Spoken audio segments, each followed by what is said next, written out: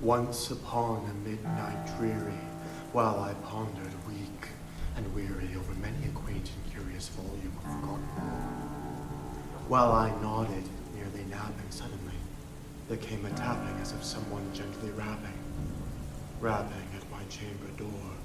'Tis some visitor, I muttered, tapping at my chamber door. Only this, and nothing more. Ah, distinctly I remember it was in the bleak December, and each separate dying ember wrought its ghost upon the floor.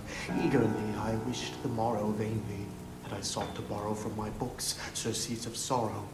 Sorrow for the lost Lenore, for the rare and radiant maiden whom the angels name Lenore, nameless here forevermore. And the silken, sad, uncertain rustling of each purple curtain thrilled me, filled me with fantastic terrors never felt before, so that to still the beating of my heart I stood repeating, 'tis some visitor entreating entrance at my chamber door, some late visitor entreating entrance at my chamber door. This it is, and nothing more. Presently my soul grew stronger, hesitating then no longer. Sir, said I, or madam, truly, your forgiveness I implore, but the fact is I was napping, and so gently you came rapping, and so faintly you came tapping, that I scarce was sure I heard you. Here I opened wide the door. Darkness there, and nothing more. Deep into that darkness peering, long I stood there wondering, hearing, doubting, dreaming dreams. No mortal ever dared to dream before, but the silence was unbroken, and the stillness gave no token, and the only word there spoken was the whispered word, Lenore. This I whispered, and an echo murmured back the word, Lenore. Merely this, and nothing more. Back into the chamber turning, all my soul within me burning, soon again there came a tapping somewhat louder than before. Surely, said I, surely, that is something at my window lattice. Let me see then what thereat is, and this mystery explore. Let my heart be still a moment, and this mystery explore. 'Tis the wind and nothing more.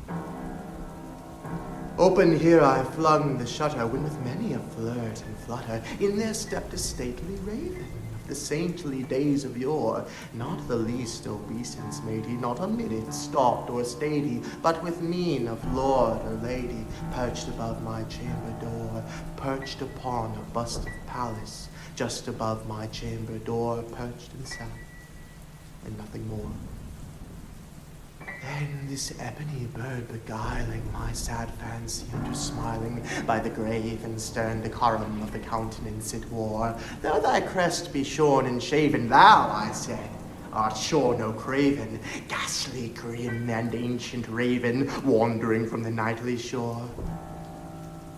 Tell me what thy lordly name is on the night's Plutonian shore. Quoth the raven, nevermore. Much I marveled this ungainly fowl to hear discourse so plainly, though its answer little meaning, little relevancy bore. For we cannot help agreeing that no living human being ever yet was blessed with seeing bird above his chamber door, bird or beast upon sculptured bust above his chamber door, with such a name as Nevermore. But the raven, sitting lonely on the placid bust, spoke only that one word. As if his soul in that one word he did outpour. Nothing farther than he uttered, not a feather then he fluttered, till I scarcely more than muttered, other friends have flown before. On the morrow he will leave me, as my hopes have flown before. Then the bird said, nevermore. Startled at the stillness broken by reply so aptly spoken, doubtless, said I, what it utters is its only stock and store, caught from some unhappy master, whom unmerciful disaster followed fast and followed faster, till his songs one burden bore, till the dirges of his hope that melancholy burden bore of nevermore.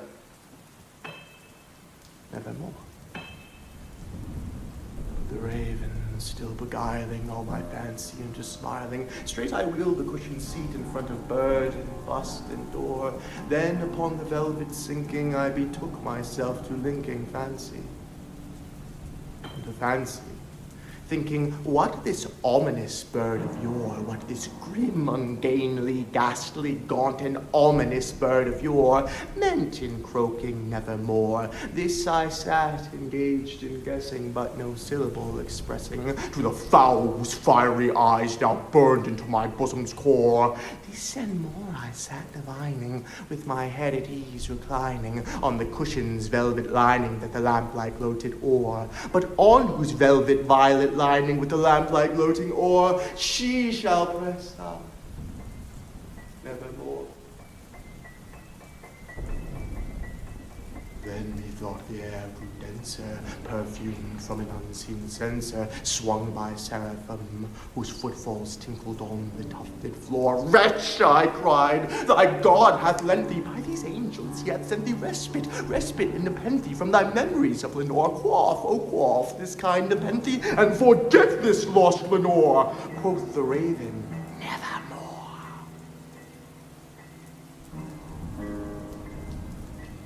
Prophet, said I, a thing of evil, prophet still, if bird or devil, whether tempter sent or whether tempest tossed thee here ashore, desolate yet all undaunted, on this desert land enchanted, on this home by horror haunted, tell me truly, I implore, is there balm in Gilead? Tell me, I implore. Quoth the raven, nevermore. Prophet, said I, thing of evil, prophet still, if bird or devil, by that heaven that bends above us, by that God we both adore, tell this soul with sorrow laden, if within the distant Aden it shall clasp a sainted maiden, whom the angels name Lenore. Clasp a rare and radiant maiden, whom the angels name Lenore. Quoth the raven, nevermore.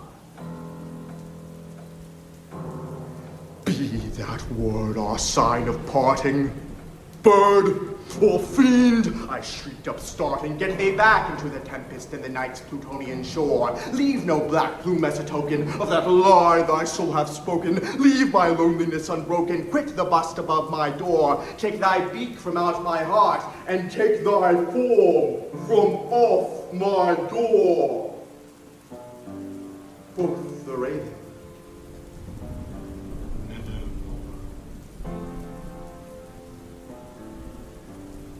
and the raven, never flitting, still is sitting on the pallid bust of Pallas just above my chamber door, and his eyes have all the seeming of a demon's that is dreaming, and the lamplight o'er him streaming throws his shadow on the floor, and my soul from out that shadow that lies floating on the floor shall be lifted nevermore.